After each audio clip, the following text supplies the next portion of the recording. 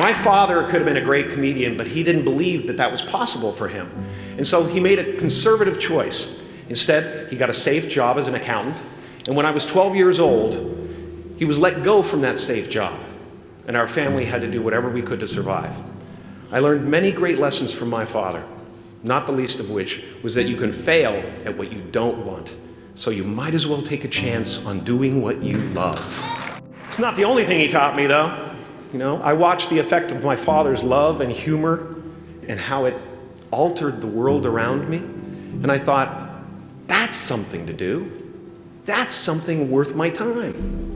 It wasn't long before I started acting up. You know, people would come over to the house and they'd be greeted by a 7-year-old throwing himself down a large flight of stairs.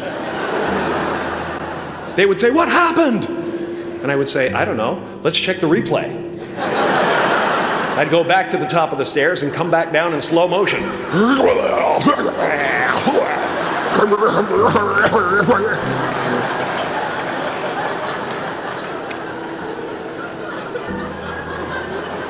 It was a very strange household.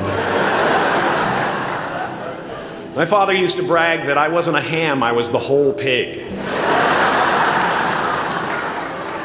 And he treated my talent as if it was his second chance. When I was about 28, after a decade as a professional comedian, I realized one night in LA that the purpose of my life had always been to free people from concern, just like my dad. And when I realized this, I dubbed my new devotion the Church of Freedom from Concern. The Church of FFC.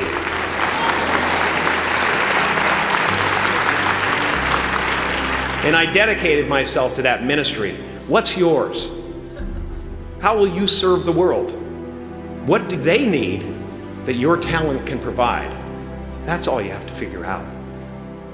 As someone who's done what you're about to go and do, I can tell you from experience, the effect you have on others is the most valuable currency there is. Because everything you gain in life will rot and fall apart, and all that will be left of you is what was in your heart. My choosing to free people from concern got me to the top of a mountain. Look where I am. Look what I get to do. Everywhere I go. I'm going to get emotional because when I tap into this, it really is extraordinary to me.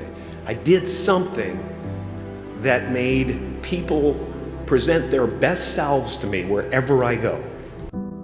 I've often said that I wished people could realize all their dreams and wealth and fame, and so that they could see that it's not where you're going to find your sense of completion. Like many of you, I was concerned about going out into the world and doing something bigger than myself, until someone smarter than myself made me realize that there is nothing bigger than myself. Because life doesn't happen to you, it happens for you. How do I know this? I don't, but I'm making sound, and that's the important thing. That's what I'm here to do. Sometimes I think that's the only thing that's important, really, you know? It's just letting each other know we're here, reminding each other that we're part of a larger self. Your job is not to figure out how it's going to happen for you, but to open the door in your head, and when the door opens in real life, just walk through it. And don't worry if you miss your cue, because there's always doors opening. They keep opening. And when I say life doesn't happen to you, it happens for you, I really don't know if that's true. I'm just making a conscious choice to perceive challenges as something beneficial so that I can deal with them in the most productive way. You'll come up with your own style. That's part of the fun. Oh, and why not take a chance on faith as well? Not religion, but faith. Not hope, but faith. I don't believe in hope. Hope is a beggar. Hope walks through the fire and faith leaps over it.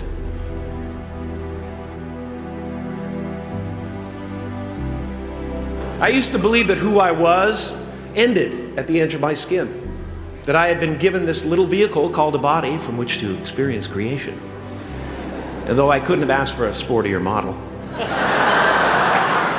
It was, after all, a loaner and would have to be returned.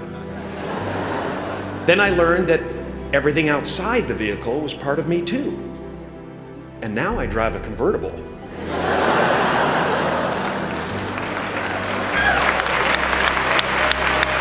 Yeah, man. Top down, wind in my hair. Woo! I am elated and truly excited to be present and fully connected to you at this important moment in your journey. I hope you're ready to open the roof and take it all in.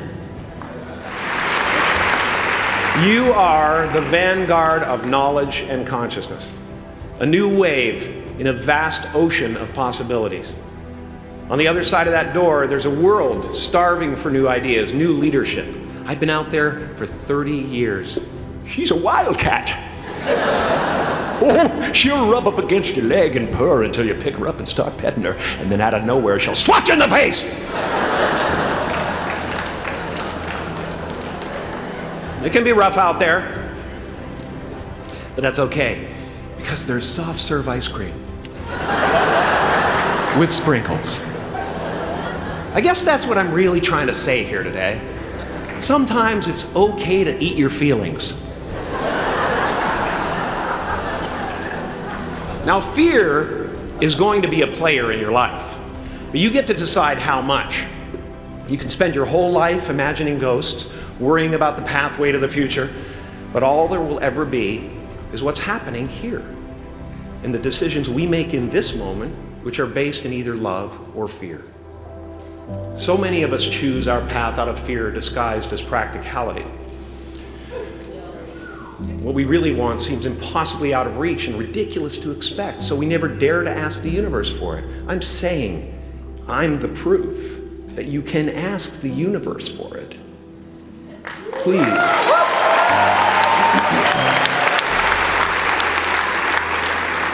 I am at the top of the mountain, and I was, and the only one I hadn't freed was myself, and that's when my search for identity deepened. I wondered who I'd be without my fame. Who would I be if I said things that people didn't want to hear? Or if I defied their expectations of me? And that peace that we're after lies somewhere beyond personality, beyond the perception of others, beyond invention and disguise, even beyond effort itself. You can join the game, fight the wars, play with form all you want, but to find real peace, you have to let the armor go. Your need for acceptance can make you invisible in this world. Don't let anything stand in the way of the light that shines through this form. Risk being seen in all of your glory. My soul is not contained within the limits of my body. My body is contained within the limitlessness of my soul. Now I'm always at the beginning. I have a reset button, and I ride that button constantly. Once that button is functioning in your life, there's no story that the mind could create that will be as compelling. The imagination is always manufacturing scenarios, both good and bad, and the ego tries to keep you trapped in the multiplex of the mind.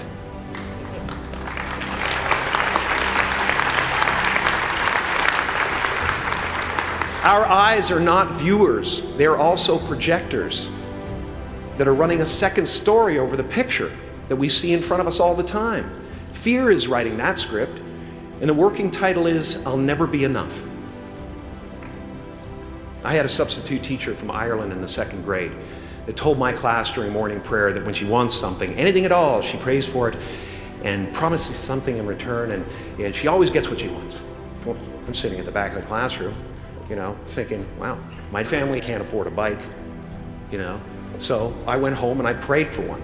And I promised I would recite the rosary every night in exchange. Broke that promise.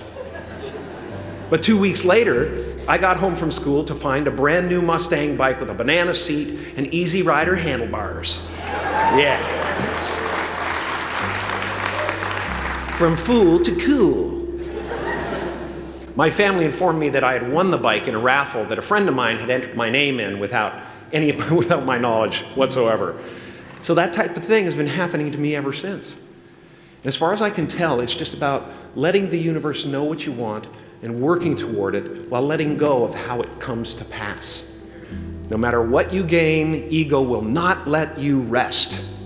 It will tell you that you cannot stop until you've left an indelible mark on the earth, until you've achieved immortality. How tricky is this ego that it would tempt us with the promise of something we already possess? Relax and dream up a good life.